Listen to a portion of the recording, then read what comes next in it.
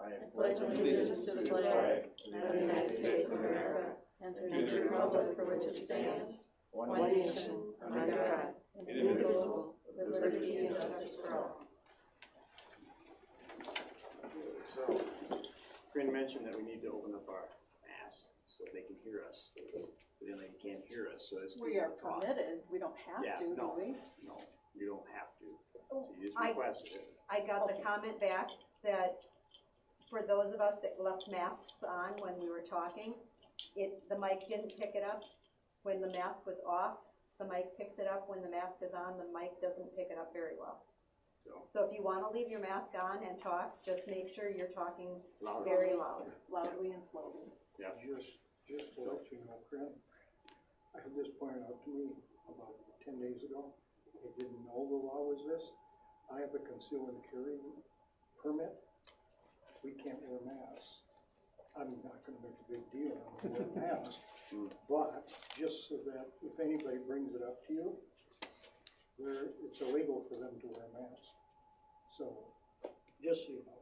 But Doesn't matter to me. in a school, you can't bring in a weapon anyway, so. Right, but if that ever comes up.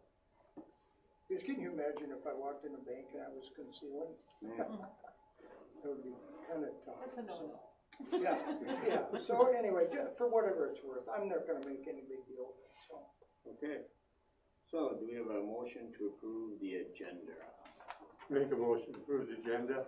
Motion made by Gene. Second. Second by Ron. Discussion? All in favor? Aye. Okay, resolution for closed meeting for negotiation strategy this evening. Make a motion. Motion by Ron, I'll second it. second by Michael Lean. Discussion? All in favor? Aye. Opposed? Okay, thank you. Public comment? You get anything in, Corinne, or? The questions that I've had have been easily answered. It was just questions about specifics on school opening, so. Okay, we have a motion to approve the consent items. Make a motion to approve the consent items. Motion made by Gene, Second. second by Pete. Discussion? All in favor? Aye. Opposed? Thank you. Discussion items, COVID-19 update.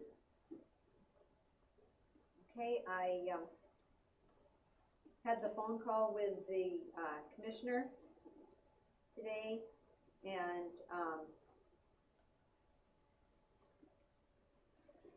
looking at what was said, there was some clarification on allowance to work from home, and they once again directed us to the phrase, "to the extent possible." It doesn't mean that we have to jump through hoops, but once again, just work with each of our employees to make sure that we can make the accommodations. If it's possible for us to make the accommodations, we should. If it's not possible for us to make the accommodations, we do not have to. They also suggested that school-age care spaces, especially on hybrid days, when your school-age care, there's not room for your school-age care and other things to happen in the building. At that point, if you wanted to contact your local city to use some of their buildings, or a lot of schools are using area churches as well. MDE is creating a webinar to help schools deal with those students who refuse to wear masks, or the students who have parents who refuse to wear masks. However, there has been a school in northern Minnesota that's been in session for 2 days so far. They did the early opening, and she said the students are wearing masks like they have been born to wear masks. So she said it has not been any issue. There's been more issue with parents calling in, but it's been absolutely no issue with the kids. We can use special education paraprofessionals in non-special education duties if we are in hybrid or distance, the way we did last spring. But this time they will need to make sure that they're indicating when they are working in the non-sped activities. And we'll need to be watching that because it could really impact our maintenance of effort at the end of the year. A question was raised at the planning group meeting. And so I got the language from what was approved at the last board meeting as far as the resolution for selecting a learning model. And I want you to look at the last line, that the school board, in consultation with the superintendent and appropriate school district staff and public health official, deems it in the best interest of the school district and its students to implement a different learning model. The school board can vote to do whatever you want the school to do as far as the learning model. However, the way the language is written, it really is implying and strongly suggesting that you listen to the recommendation of the group. Just because you can do whatever you want as far as that vote doesn't mean you should. I have some very nervous teachers at this point, thinking that the board is just going to make a decision and not listen to them and what their concerns are, what their needs are. I just have to make a comment. I think we've went out of our way to listen to the teachers, and I think if we had some more board involvement on that committee, they could hear the teachers' perspective as well. So I feel very in tune with the teachers in that committee and feel like we are taking their input. I don't understand how this is any different than any other committee that we have. It's the same. If Tom does something with facilities, they go and do all the work and they bring it to the board, and 95% of the time we agree and 5% of the time we might not. You know, Ron maybe knew about something with a different piece of land or something and had a different perspective. And, you know, we don't take whatever the committee gives us as garbage. We take it as valuable input to our discussion. So that's how I look at the work of a committee. This committee, just the same as any other. What was the question that was raised? I mean, we approved the plan, so has there been a change to the plan that I'm not aware of? We are, after calling all the parents, and so all the, I should say most of the high school parents, what happened, we had two people calling. One was calling elementary, one was calling high school. As the high school one was calling, she called the elementary caller and said, I'm never gonna make it through my list. If we've got some doubled up, would you mind answering getting all the questions about both the elementary and the high school? So there were some students throughout the alphabet on the high school that did get missed. So that was one thing, but every household did get contacted. And see, where was it? Well, you started the this parents- conversation by saying there was a question raised. That's why you were referring to the language. And so I don't know what the question was. I understand the language that's here. I understand what you're saying, and I agree with Mimi that it's an advisory committee, that we took their recommendation, so I don't know what the question is. With the parents and then the teachers talking about it, the high school teachers would really like that first Wednesday, instead of being a distance day, to be an on-site day. Instead of having the kids come on Tuesday and then try to do distance learning on the very next day of school. They said, is it possible? The parents, a lot of the parents asked that. As far as the number of parents, I cannot tell you a number. I just heard a lot. But I know that all of the high school teachers asked if we could have the students on site for that first Wednesday instead of doing a distance learning day on that first Wednesday for the high school. Okay, do we have data? Did we poll all of them? Or was it the representation on the committee that said they felt it? I mean, I just don't know what's driving. We have time to make this change or to consider this. It's not like an emergency, right? If we're going to be sending packets out to students, time is of the essence, because the parents want to know. And it's on the website, so so now I understand what the recommended change is, so thank you, I'll just listen. I thought that this was up there for a different reason. I didn't realize that was up there for the Wednesday. So now I'm confused. Are we talking about the Wednesday? Because in the planning section, it was kind of presented that that's how it was gonna happen. There was no discussion. I was kind of told this is how it's gonna be.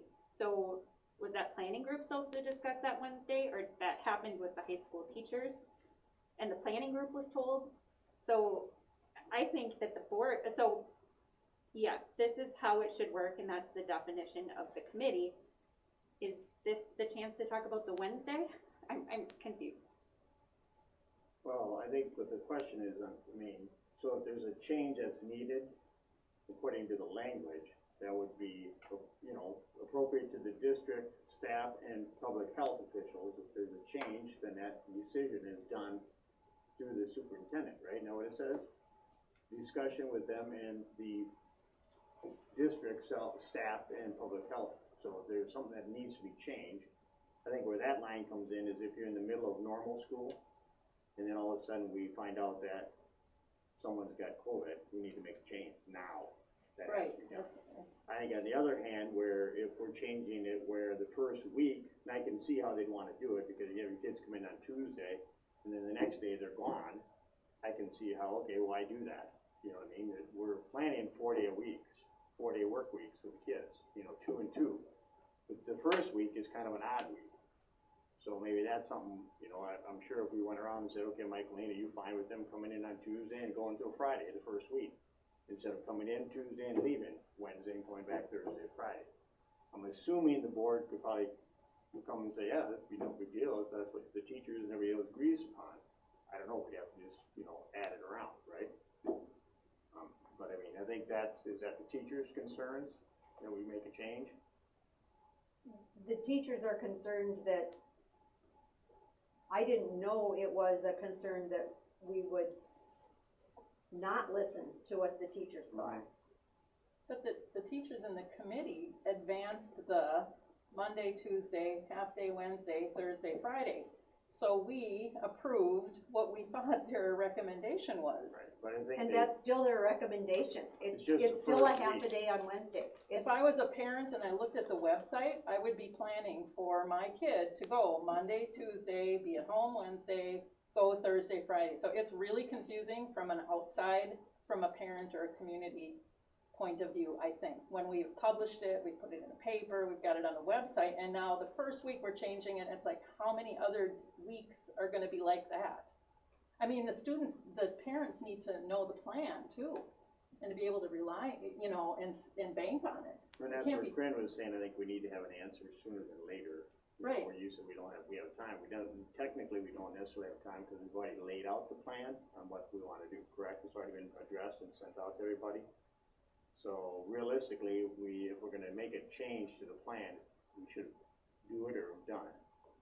You know what I mean? But I think But the- I think that's a board decision, in my opinion. We could have the discussion right now instead of having the committee make a decision like that, because it's not an emergency. It's something that we could have Well- had on the agenda tonight. We can throw our input in and make a decision, because I completely agree with Michaeline. There's a consistency factor here.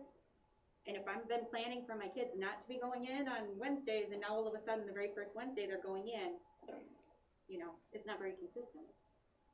So, What was the teacher's concern on it? I mean, I understand their concern personally. I would say, we come in today and we're gone tomorrow. Beginning of the school is kinda hard to get ramped up, And then that's just it. It's just so they could, the elementary is doing the half-day Wednesday, and when they're there on that half-day Wednesday, they're running it as if they would be doing distance learning. So all of the students would be sitting with their Chromebooks on their desk, and they'd be helping them with the login, and if we do go to distance learning, this is what you're doing, that kind of training day. The high school staff said they would really like to have that same kind of half-day situation with their students. I'm trying to provide an opportunity for our teachers to really get the instruction and get the kids prepared for what they're going to be doing. Does anybody have a hard, If they have the half day of distance learning on Wednesday, and they come in Tuesday first, and they have that, that would give them a chance to see if they can get on, so when they come back on Thursday, they would know which ones are having the problem. So that would actually be helpful for them to have that right away possibility. so Gene, you picked up on that, as Gene was saying, so, yeah. I heard that, I just know that that is contrary to what our teachers have expressed as something that they would. Well, I think what's gonna happen is if we're gonna do that, we gotta make a decision tonight, cause the earlier make the decision, the more the parents know upfront, the more they can make an adjustment. But it must be very emphasized that it's just that first Wednesday. And if it's okay with that committee, then we should vote as a board tonight to do that. So what was the committee feedback on? Well, from my perspective, we didn't really talk about it much.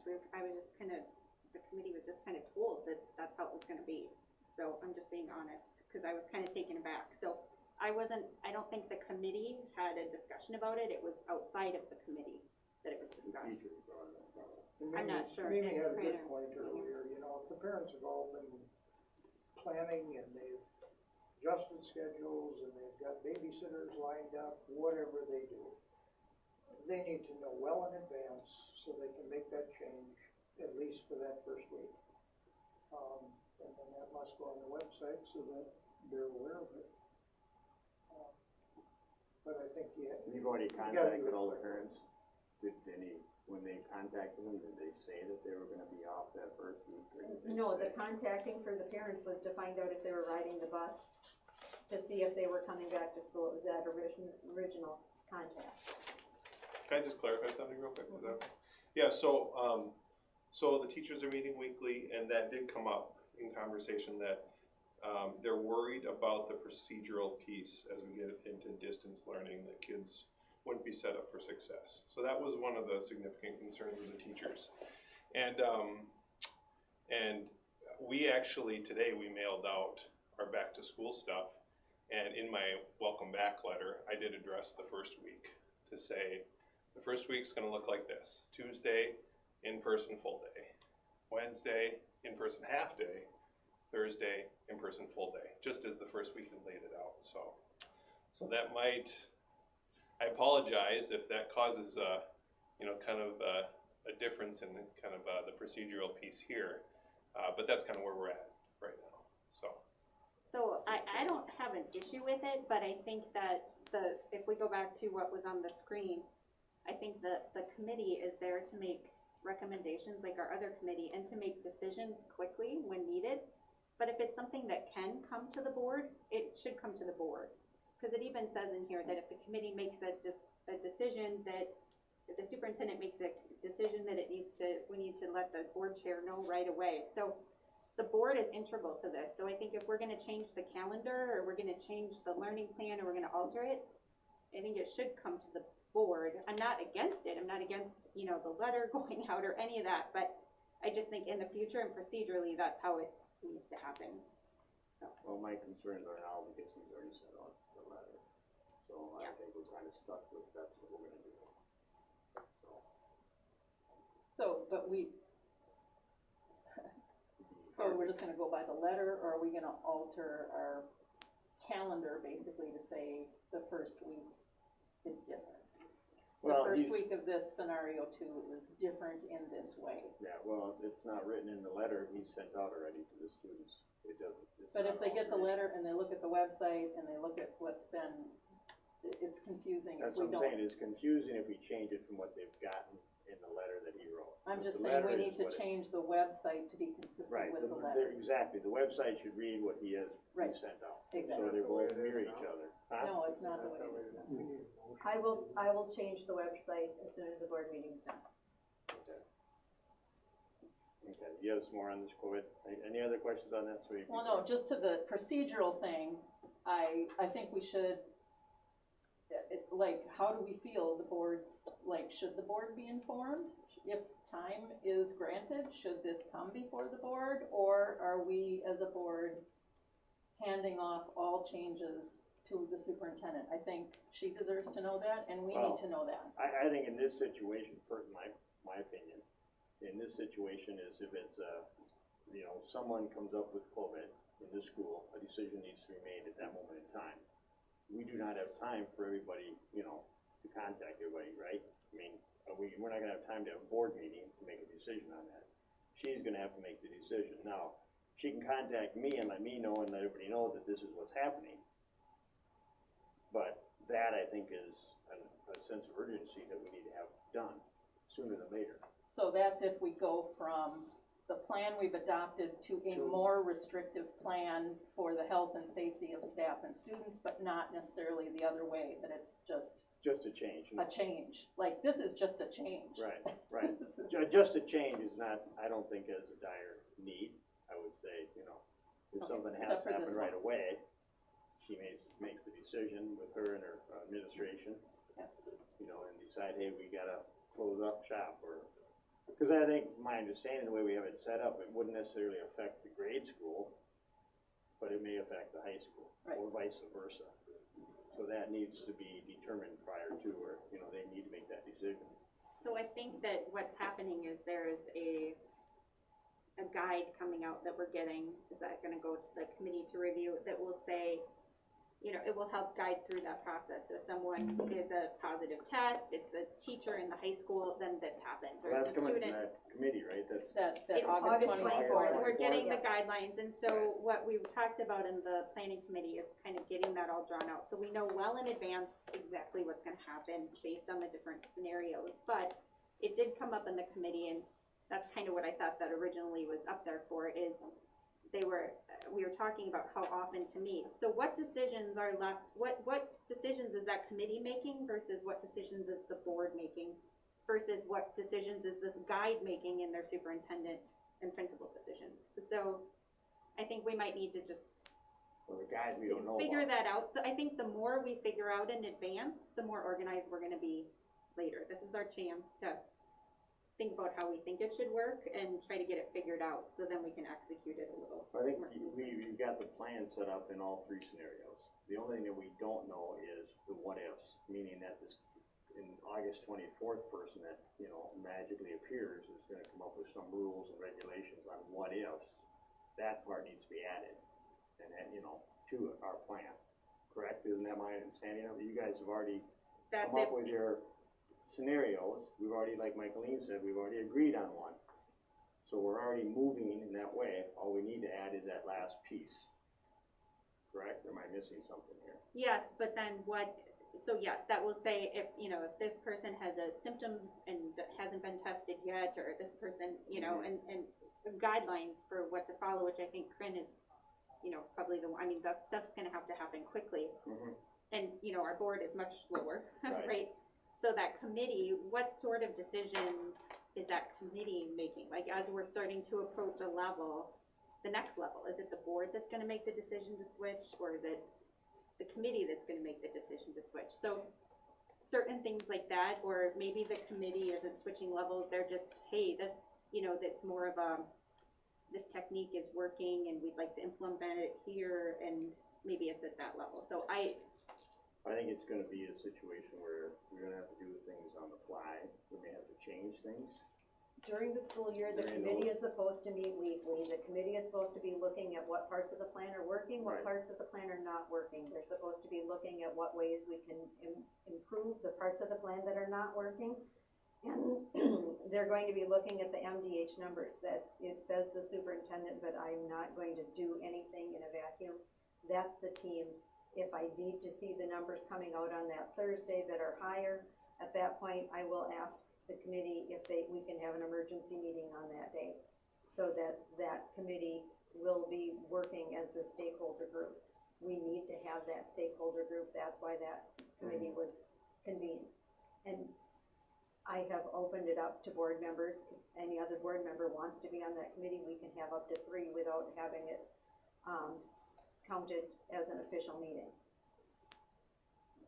I just want one final thing. I am distressed when I hear that members of the committee are frustrated that the board is not listening to them, because the number one thing on the opening, the safe school opening, is the safety of our staff and students. That's the number one priority on the governor's return to safe opening of schools. And I believe all of us have that in mind, and I'm really distressed to feel like our input and our discussions on what's a plan, because we're trying to balance the parents and the community with the safety of our students, and to hand it off for the health safety, you know, to the people in the buildings. I get that, but where we can, we need to be the liaison, and we need to be informed so we can support what's happening here and answer questions when they come to us. And you know, this feeling that we're not listening to our staff is really distressing to me, because I really feel like we are trying to keep their safety at mind. And, you know, if they don't believe that, I feel really badly about that. Well, hopefully they know that that's what we're looking at, and like you said, it's the number one concern. Number one priority on this Yep. return to school, so. And I'm sure the principals are putting that out to their people, saying that that's the board is concerned and they just wanna know about it. And if you guys are meeting once a week, that should be, I would think, if you're that flexible and can do an emergency meeting. If we had to have a board meeting for anything that was crazy decision, And we would. then we would, if need be. But it sounds like the committee's on track to where they wanna go. They're just waiting until the 24th, which may change some things. The other thing, to alleviate some of the pain points of lunchtime, in meeting, the principals and I have been meeting with our food service director and really trying to work that out. We are buying outdoor tents. That's something else that has come through as a suggestion. I got approval from Tom before I did it. So we are going to have outdoor spaces. With the tents, it was cheaper to buy than to rent. So we will have those. Hoedown has been kind enough to loan us 8 tables. The city was asked, they said that they would make a decision maybe on September 14th, and I said I needed the decision prior to school starting. And then they asked how long we needed them, and I said I'm hoping that we can use those spaces into November.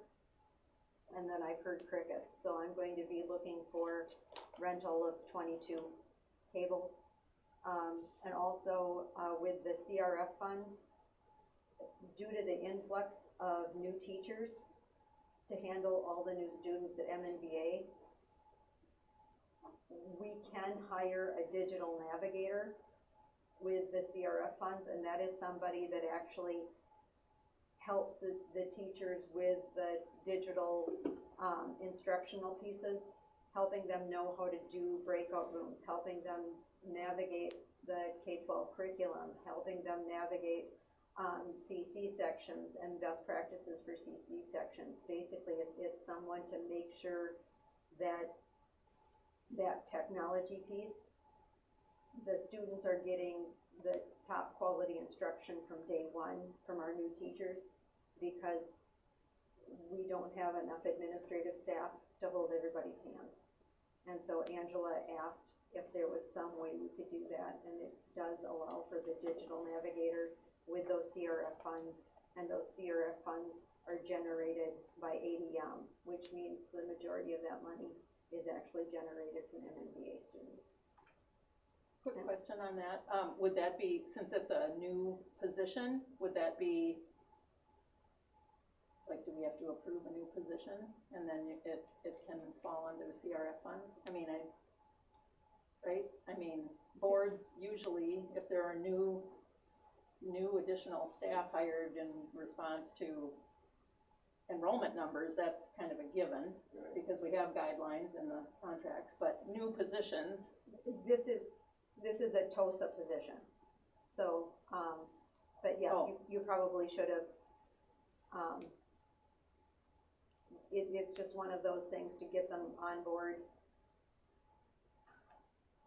I didn't even think about that, just, Well, I I'm went to trying that to thing solve on- problems, not thinking about what the board wants to have say on.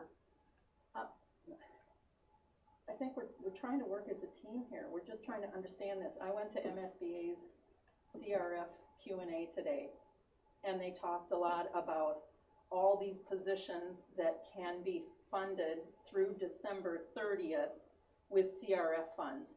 But new positions was, is something that should go to the board. It was discussed in today's meeting, it's why I'm asking. It's not because I'm trying to micromanage, we usually approve new positions that are not part of our budget, and that's what is gonna help qualify it for that funding source, I think.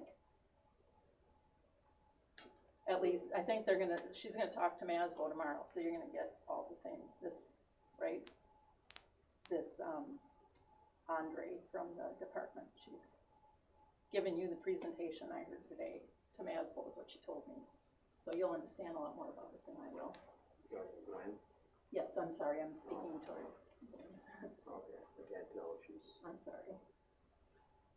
here. So, Yeah, and someone You're gonna else be- too, excuse me, no, go ahead. is Houston Public Schools getting in COVID funds a little over $500,000? I had a Yes. parent ask that. Yes, Okay. in CRF funds, Now, is every school in the state getting funds?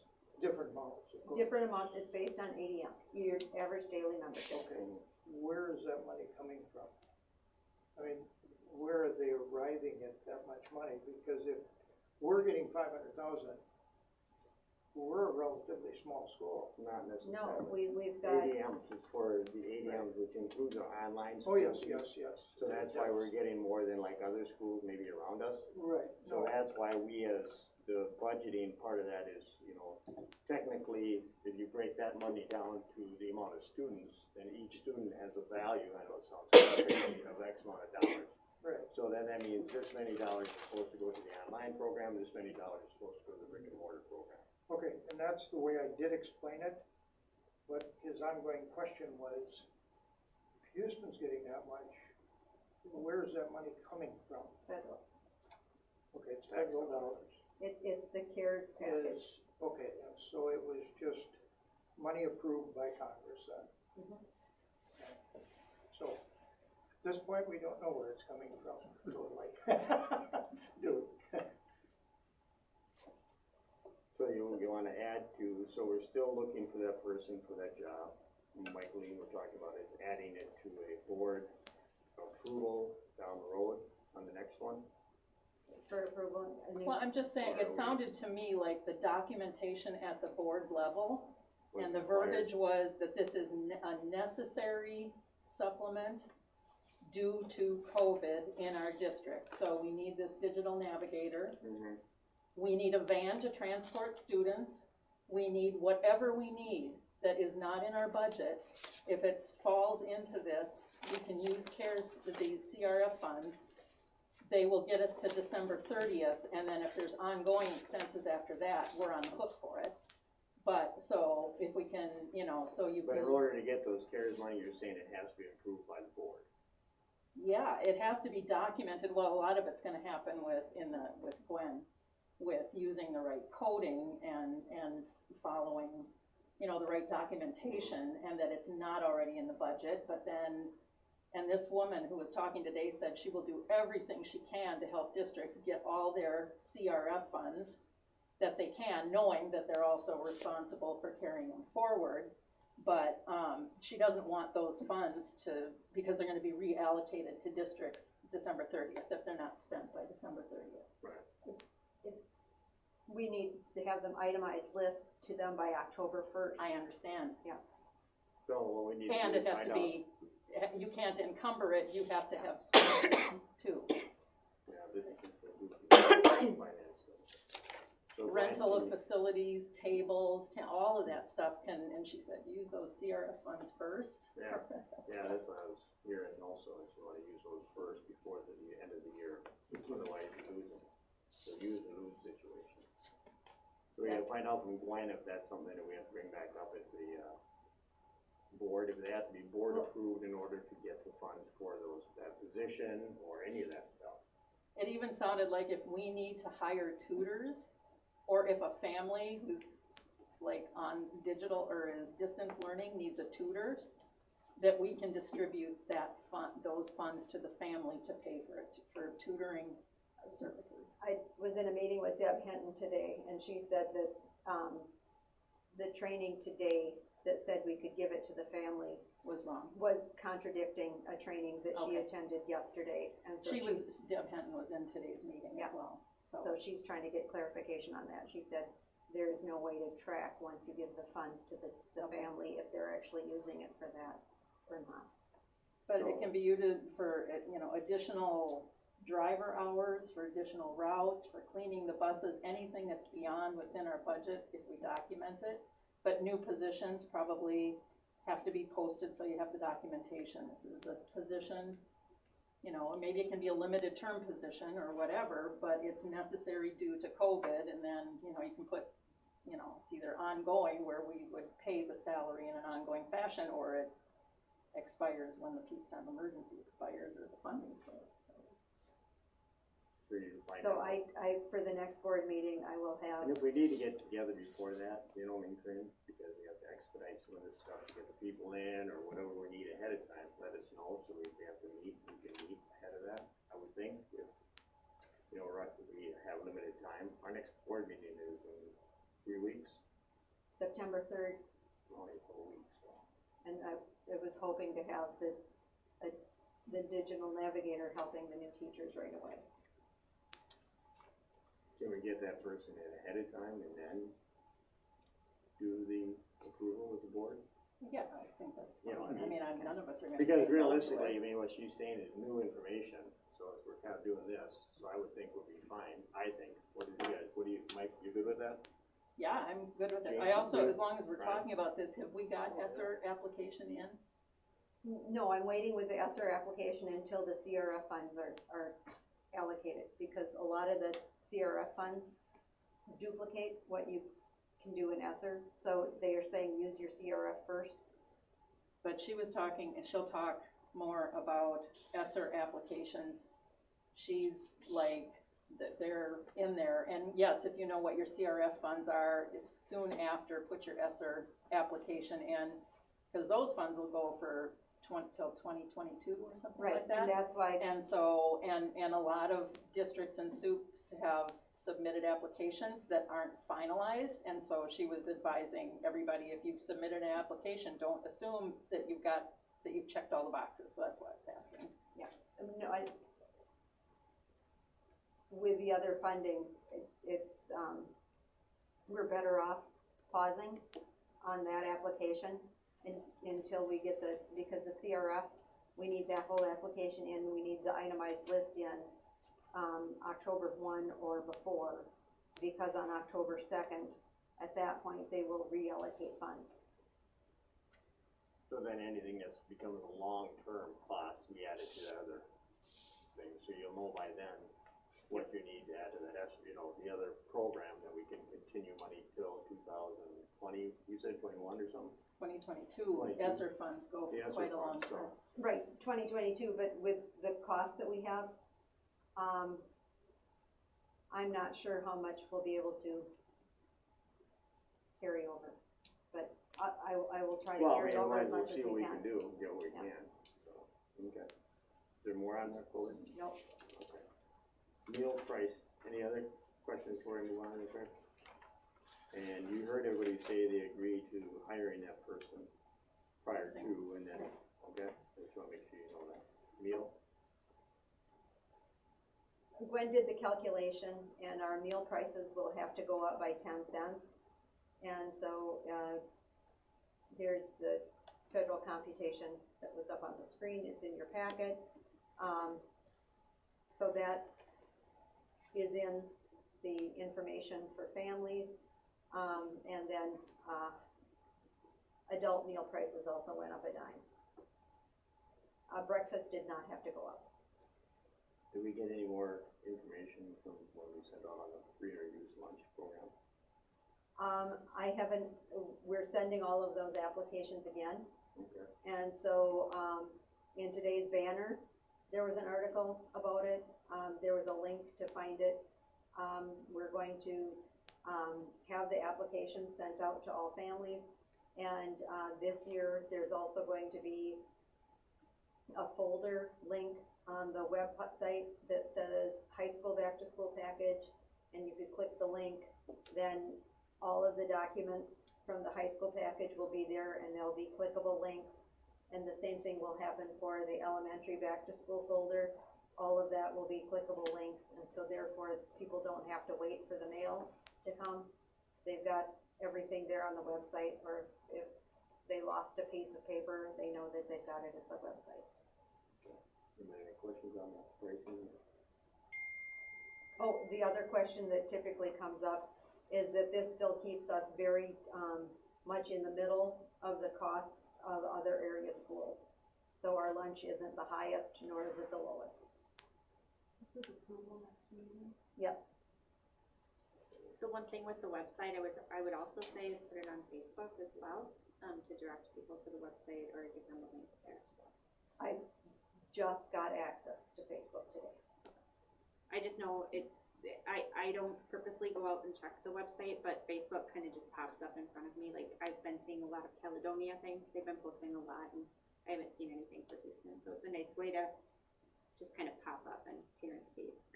Our TV channel does have the farm thing on there too, I think. Please. Yeah.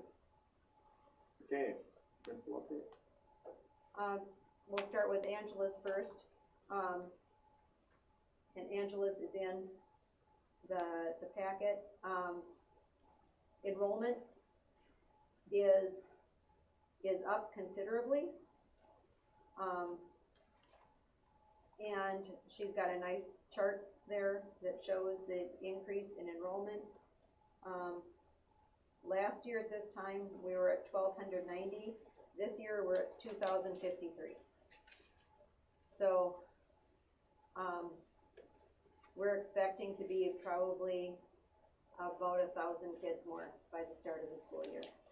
Where we've seen the biggest jump is in elementary, which is why we have to more than double our staff in the elementary for the start of school, which is also why before we used to do it with in-house instructional trainers.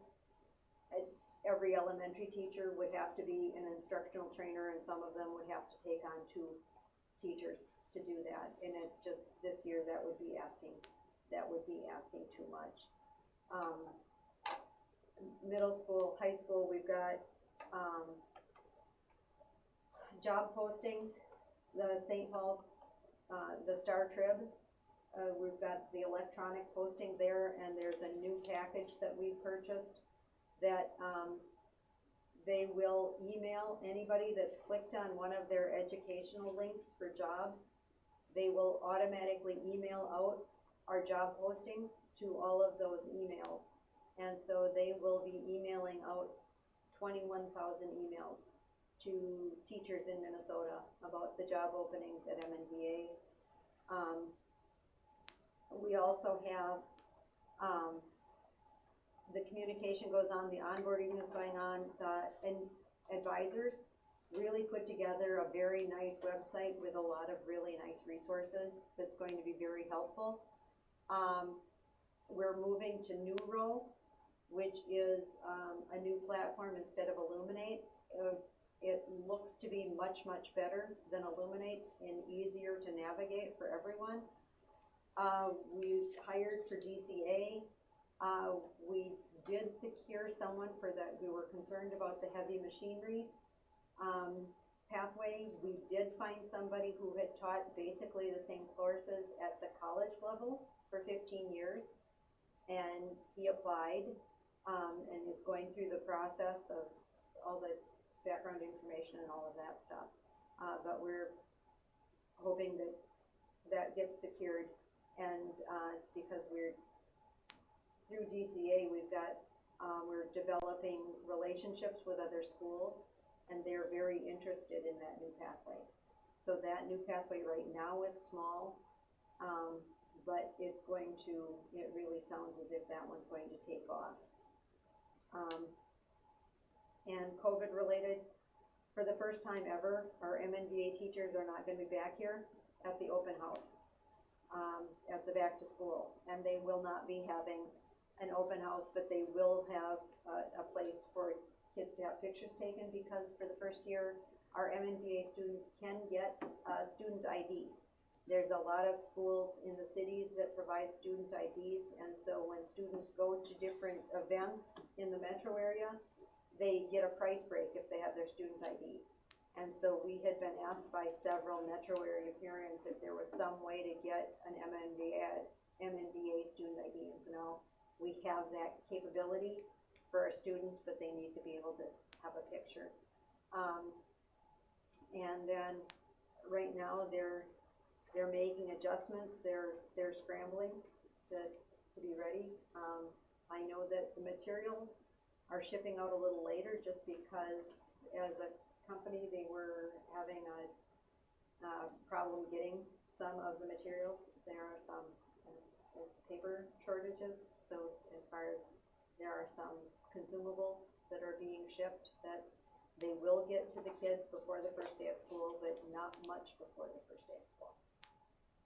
So you might see something on that, if you follow their Facebook page, something from the parents as far as, well, stuff didn't get here until, our materials didn't get here until before the first day of school, right before, and that. I think it'd be fine if you get notify them.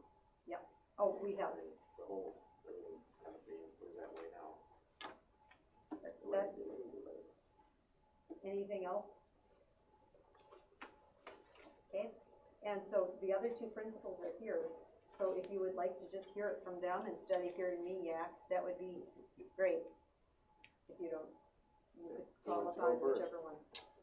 So first, a big thank you for everything that you do and the many ways you support the Houston students and the community. So what you do, it matters, and like you mentioned, we do let the teachers know that you are there to support them. So I appreciate that, and thank you for welcoming me as well. I take a lot of walks around the Houston community, and just to meet businesses and things like that, and I see people on the street and introduce, and everybody's been very, very welcoming. So it's been a great place to be. So have no doubt, I'm sticking around. So enrollment wise, so our current enrollment is at 227. So we've got 36 7th graders, 57 8th graders, 32 9th graders.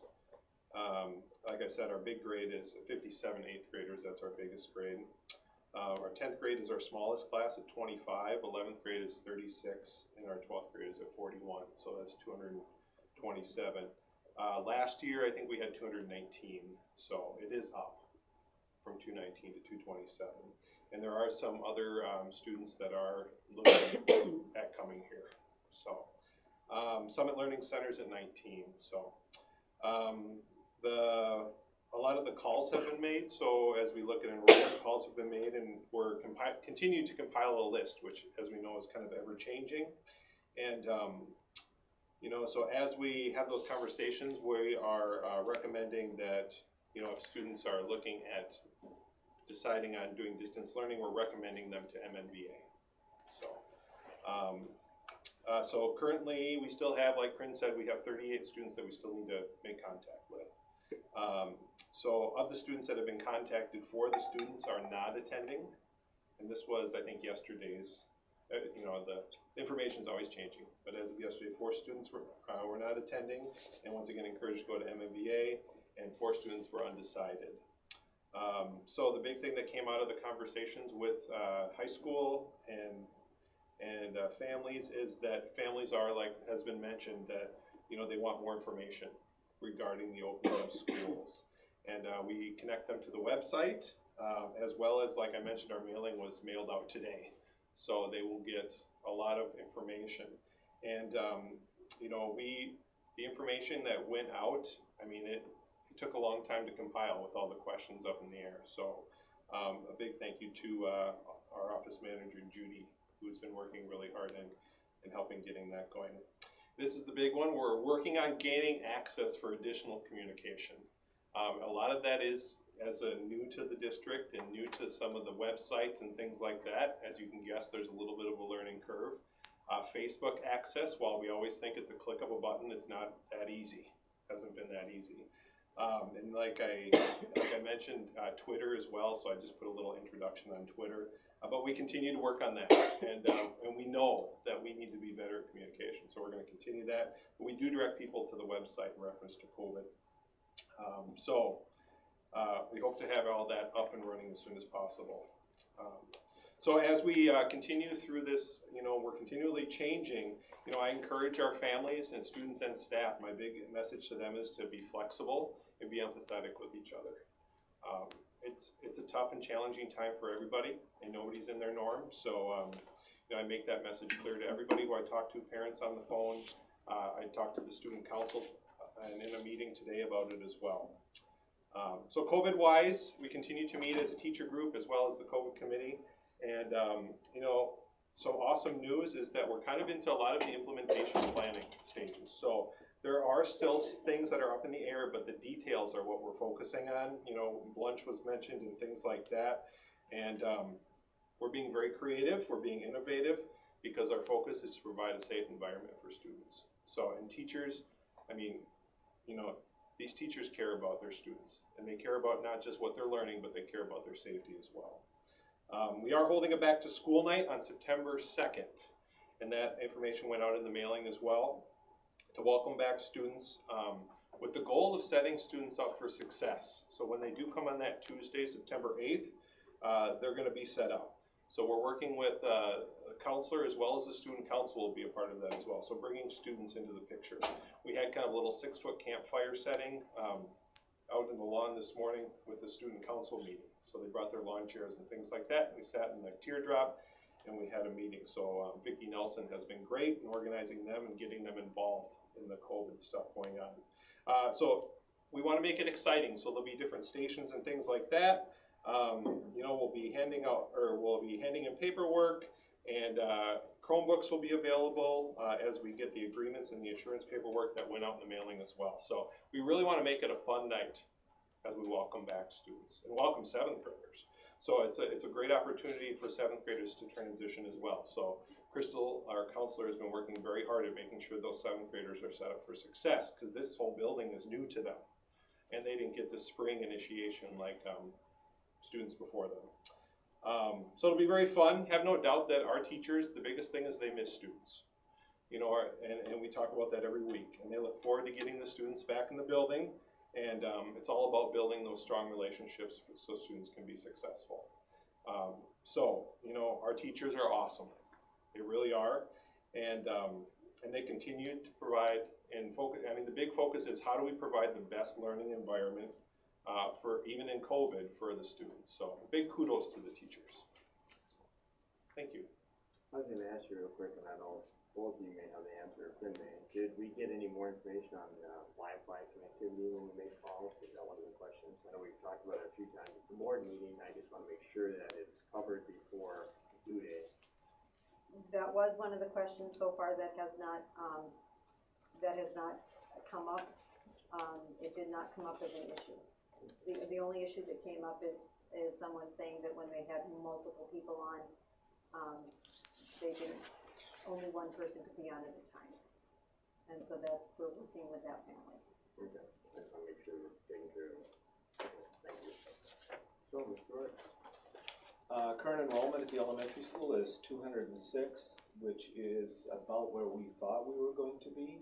We picked up a few students, but we have 6 students right now that are looking at distance learning, and we're trying to encourage them to get into MNEA. We're fortunate that we are not facing what Angela is facing with the increased enrollment as quickly as it is, because we are trying to stay under the 50% capacity in each one of the classrooms. And that's one of the biggest issues, is if we would get several new students in at different grade levels, it could pose some problems as far as where we would be with 50% capacity. Fortunately, our our first grade and second grade are small classes. And so, well, they're small students, but they're also, the class sizes are small too. So currently we have 6 that are looking at distance learning, and we are still reaching out to some of the families to get an answer back from them. Kathy and Andy have been diligently removing things from classrooms, such as tables and bookshelves, so that we can get as much spacing as we can in there to have the 6-foot spacing between students. Teachers have been meeting weekly via Zoom with myself since July, and making a lot of decisions. We're down to making some of the detailed decisions. And as we approach some of the detailed decisions, we have developed a new group.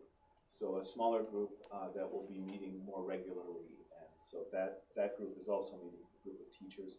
And we'll be bringing the paraprofessionals in on that one too as we get closer to school starting. Back to school packets are going to be mailed out tomorrow. Welcome back letters will be in that from their teachers. That's the biggest question that we've been getting is who's my child's teacher?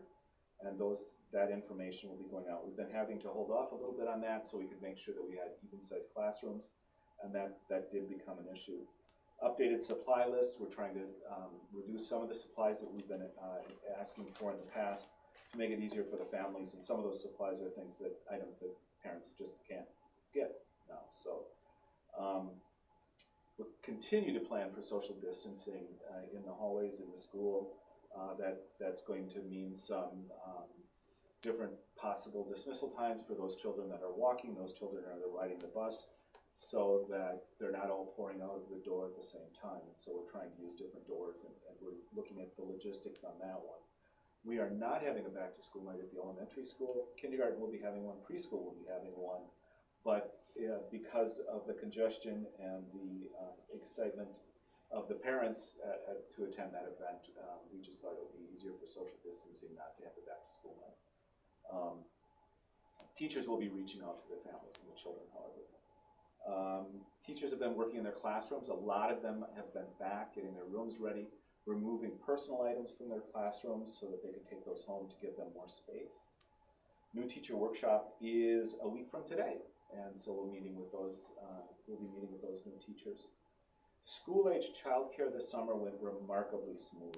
I am amazed at how everything went very well. We had no outbreaks, no illness. Parents have been remarkable to work with. Children have been amazing, and the paraprofessionals that have been filling in have been phenomenal. They have really pitched in and made it a successful event, and so we're looking forward to continuing on. That's all I have. Any questions?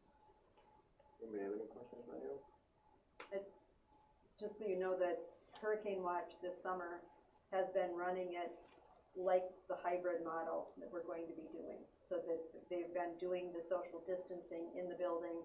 When they're outside, then the students don't have to have masks on, so they're following all the Department of Health and the CDC guidelines.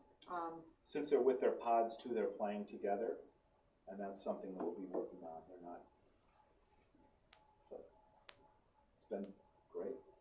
But that was a good trial run for how this fall can work.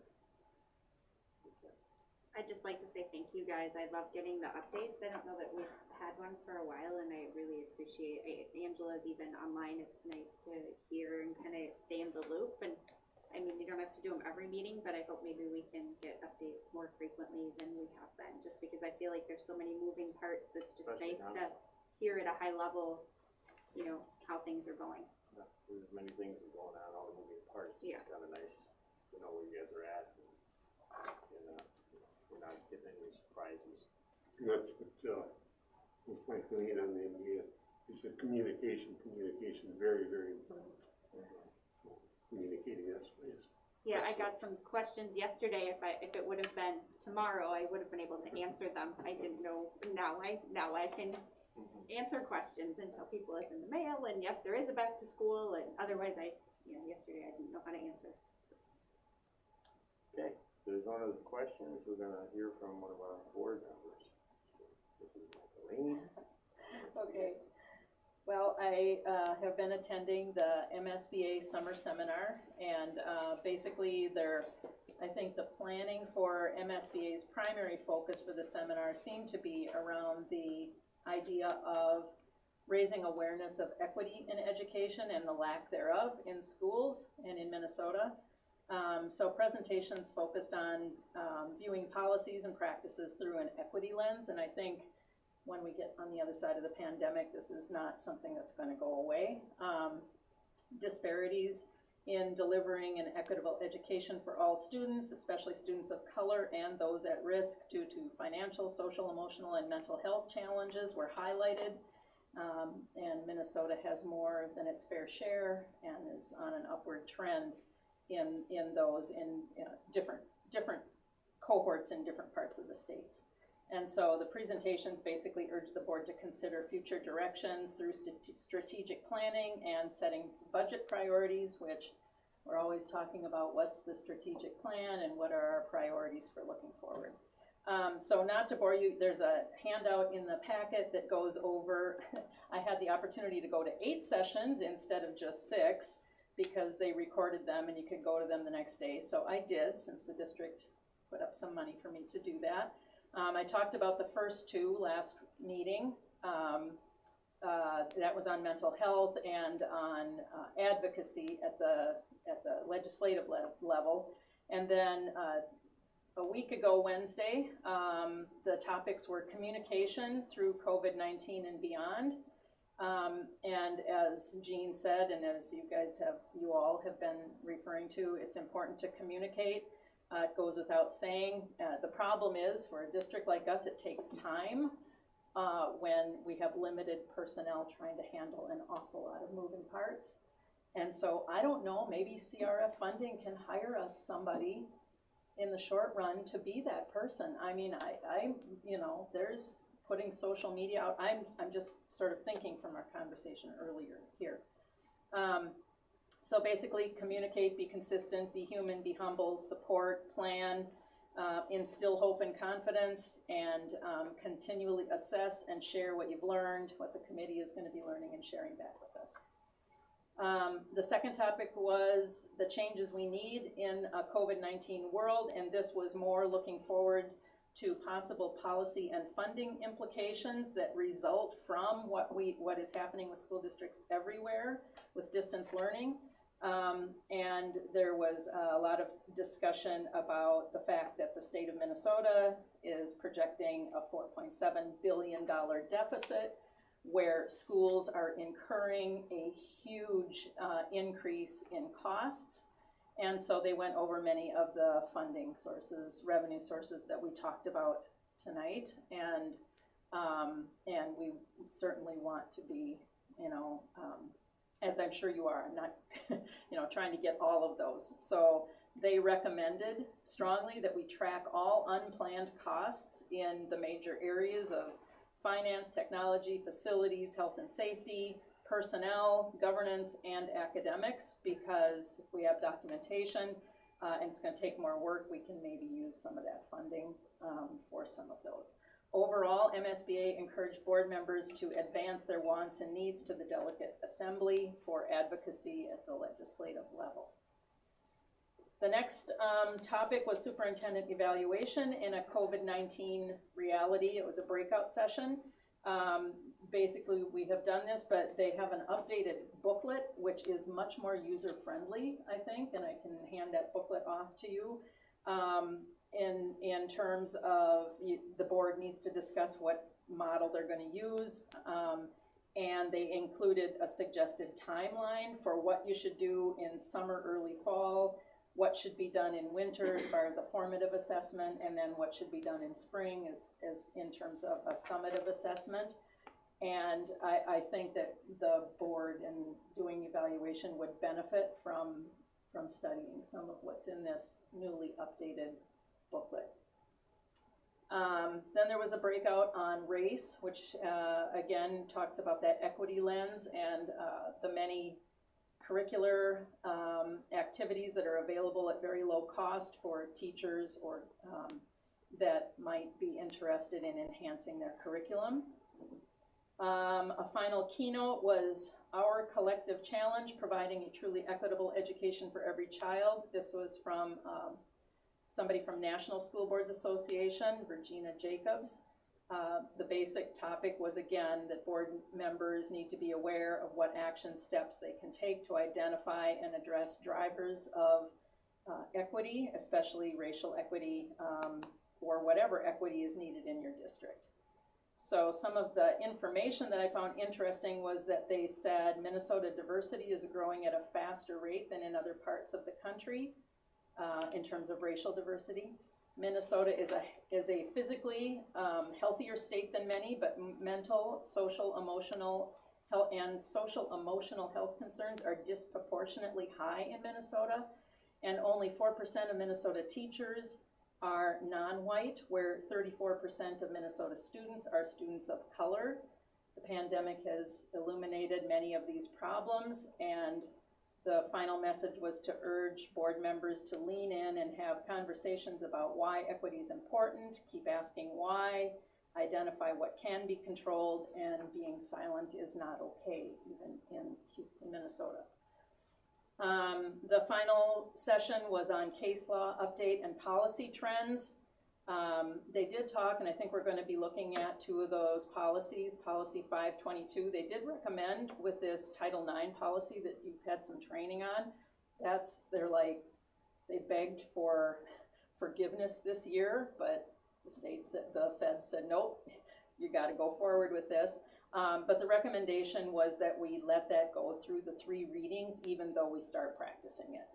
So because we have Policy 208, which he said it's law, so you can follow the policy, but you should let Terry Morrow from MSBA recommended that it just be put up for 3 readings to give anybody who has questions on it a chance to comment or question. There were a number of other areas for MSBA review in the areas of policy. Some of them seemed more relevant. One is that vaping prevention awareness and prevention instruction is going to be mandated. School dyslexia report changes. There are going to be reporting changes for students found with reading disabilities. Drug storage and unclaimed drugs. The district must have a procedure for these changes to storage and disposal. This seems like more work to our district admin. And then age verification changes for students starting kindergarten. What is deemed acceptable documentation for students with no birth certificate. I don't assume that's happening in our local brick and mortar schools, but I wonder if it doesn't happen in MNVA. And so it kind of hit my lens. And then some policies, MSBA will be looking at them with an equity lens and coming out with changes, especially discipline and dress code. And that's it. It was a lot of information. And To speak to the children without birth certificate, the legislative, there were legislative changes that define what we can use. So those changes have already been made in the doc processing format at MNVA. So we're sure that MNVA's enrollment process is following statute language. right, and it'll just be coming down for a policy update when they get to it. Thank you, Colleen, and thank you for the report of it. Oh, you're welcome. Yeah, It's thanks, interesting Mike. reading. Yeah, good as always. Thank you. We appreciate it. Happy to do it. So, does anybody have any questions for her at this time? Okay, Mike. Moving right along, old business, items for discussion and approval. Most of these are going to be an approval situation. Houston High School student and staff handbooks. This is for approval, right? Yes. Motion to approve. Can we make a motion to approve all the handbooks, A through D? I make a motion to approve all the handbooks, A through D. Okay. I'll second that. We have a motion, we have a second. Discussion. All in favor? Aye. Opposed? Okay. Set the date and time for truth and taxation meeting. Okay, this is December, make sure we get the right date. Yes. December third. December third, We have a motion to approve the youth and taxation date. Discussion. Okay, and so you want that at 6:30? correct, Okay. at 6:30. Got a motion by Pete, and a second. I'll second it. Second by Michael Lee. Discussion? All in favor? Aye. Opposed? Okay. New business, items for discussion and approval, resolution relating to election of school board members. By the deadline, we had, for the 4 open seats, we had 3 members, or 3 people submit their names. They're there. The 2-year candidate, no one filed for that one, so that will be, there will be 2 write-in slots on the ballot. So it's going to break it out by 4-year, and then, so it will say 4-year school board member, and then we'll have 3 names, and then it will say 2-year school board member, and it will have 2 blank lines. It will say 4-year member, there will be 3 names and 1 blank. Okay. And then for the 2-year terms, there would be vote for 1, there are usually 2 write-ins for that one. But I don't know why there'd be 2, you can only vote for 1 and then vote for 1, yeah. Anybody have any questions on that? Can we approve it this evening? Right. So we have a motion to approve resolution. Make a motion to approve the resolution. Motion made by Dana, second. Aye. Second. Okay, discussion? All in favor? Aye. Opposed? MSBA policy 808. Base policy. We have not read this one, but this is one where they suggested, it would be good to have this in policy without the 3 reads. But as a board, we could wait until September 3rd for our second meeting and have a second reading of it, and it still would be a policy in place by September 8th for the first day of school. So that's up to the board to decide whether you want 1 or 2 readings. I guess I would feel like that 1 reading might be good in case there are people that have questions about it. I mean, it's already in the executive order, right? Mhm.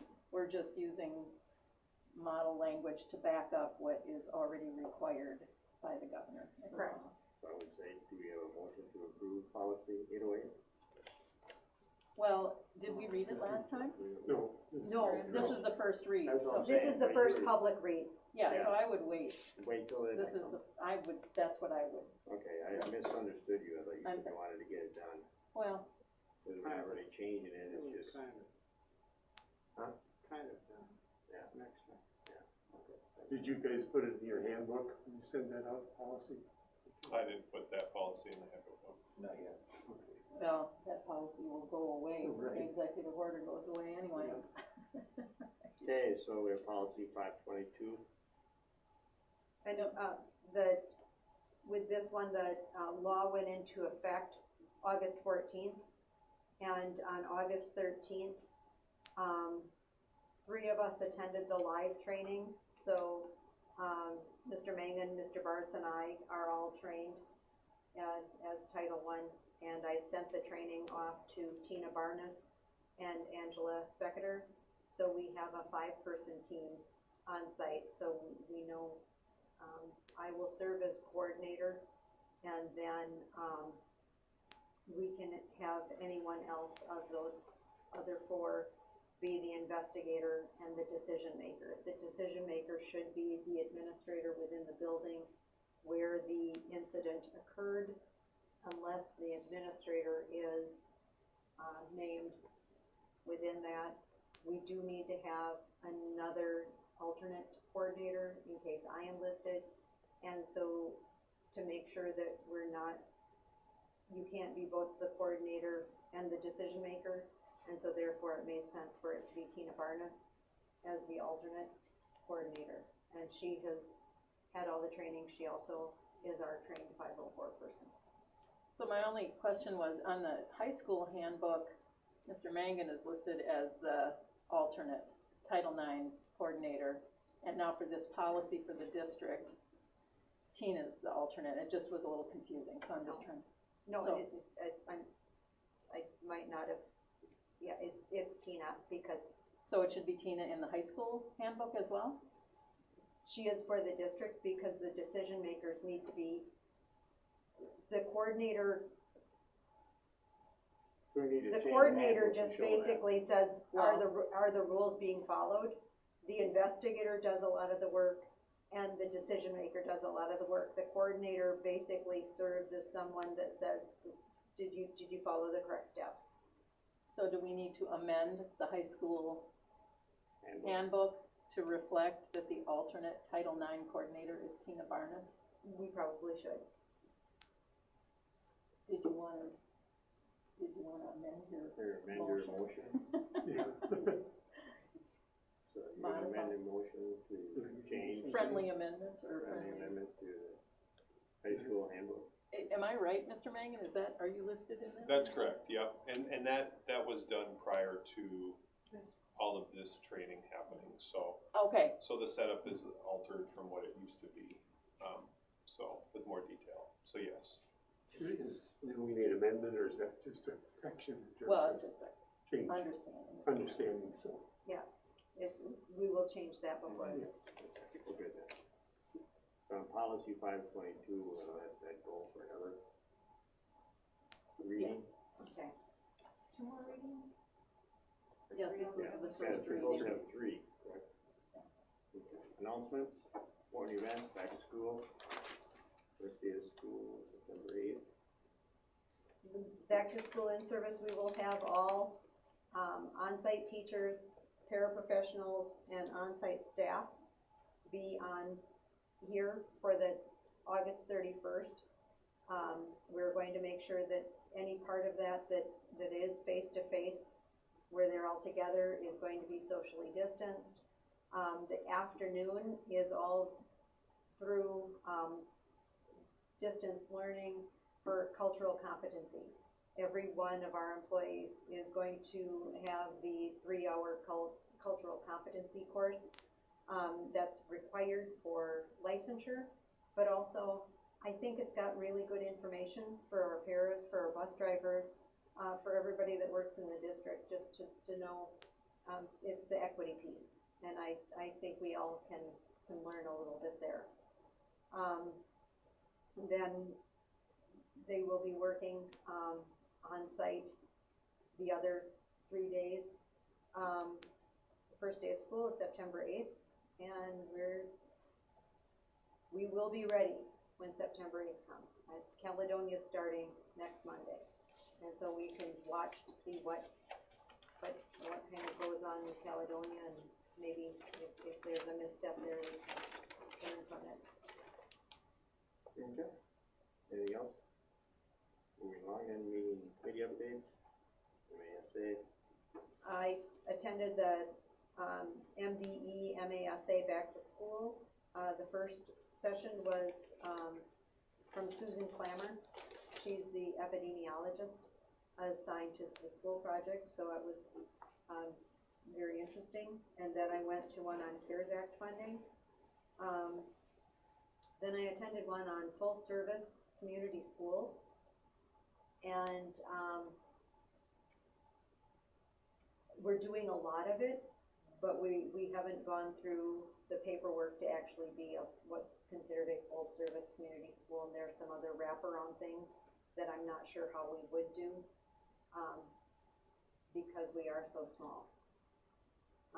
The next that I went to was testing, and this is one where it started giving us the precursor of the testing that if we did have a COVID case, the website that teachers would go to request the spit test that they would get. And if there's a local breakout in the school, if we have less than 50 as far as the testing that will come from our local health nurse, our county health nurse coming in with that, with the spit test, you get results to your email within 48 hours after sending it in. And so that was interesting. And then they also went through if somebody, typically your insurance pays for all COVID testing. if someone is non-insured, there's all the paperwork and help we can do to make sure that the non-insured also get the test paid for. The one caveat is that insurance pays for COVID testing.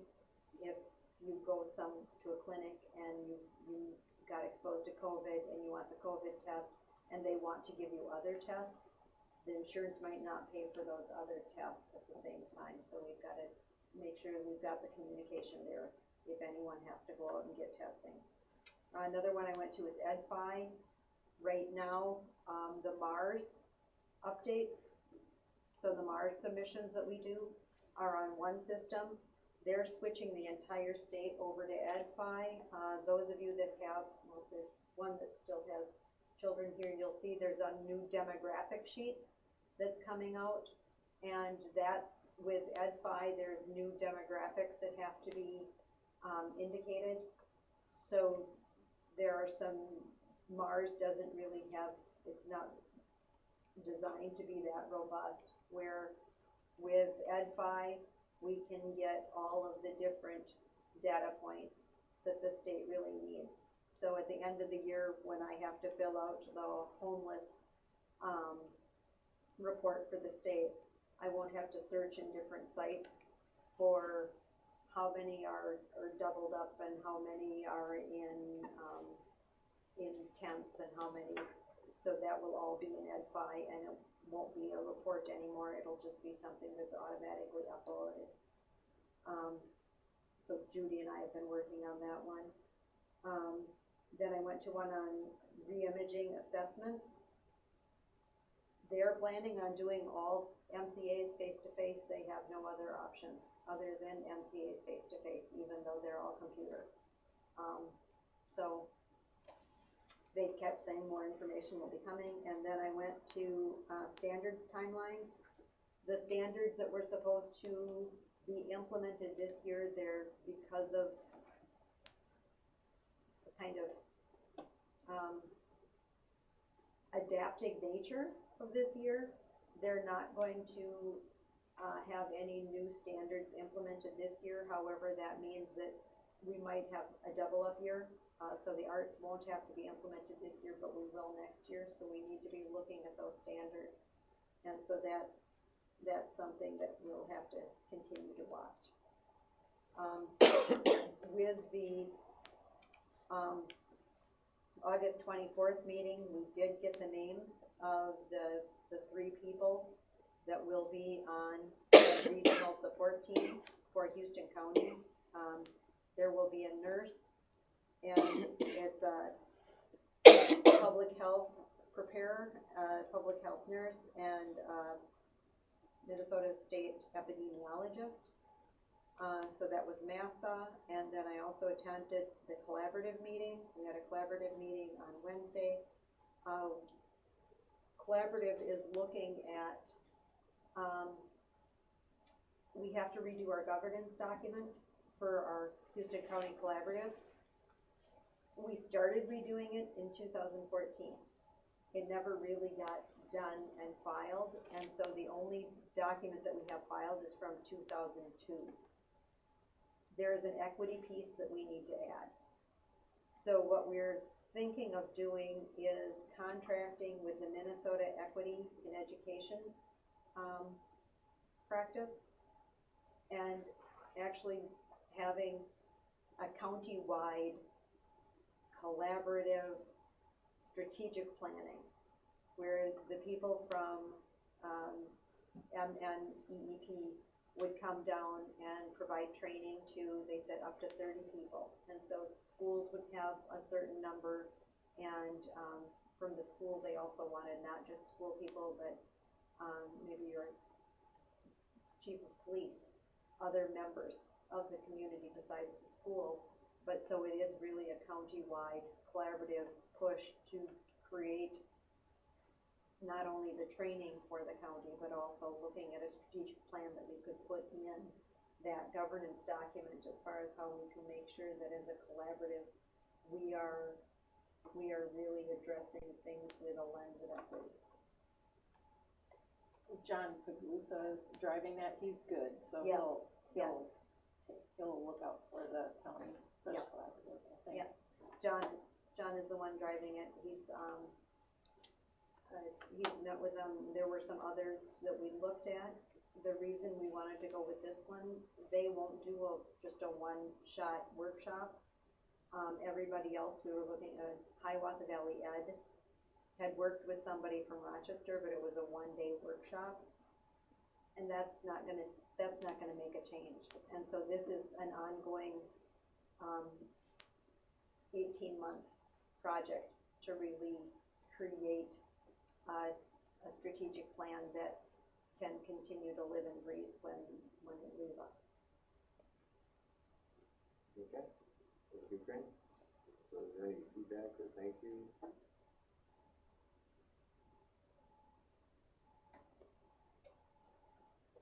We'll say verbally thank you for Joe's wife and family on the monies that you guys all gave for Joe. As you know, he was one of our board members for a while. It's good. So she'll be sending out a letter. I just want to let you guys know. Okay, so we have a motion to go into closed session for negotiation strategy. Motion made by Ron, do I have a second? Second by Pete, all in favor? Opposed, okay. And When so, we go out, we'll come back, we'll stay in there and then, we'll adjourn from the closed session, we won't have any other action taken. So you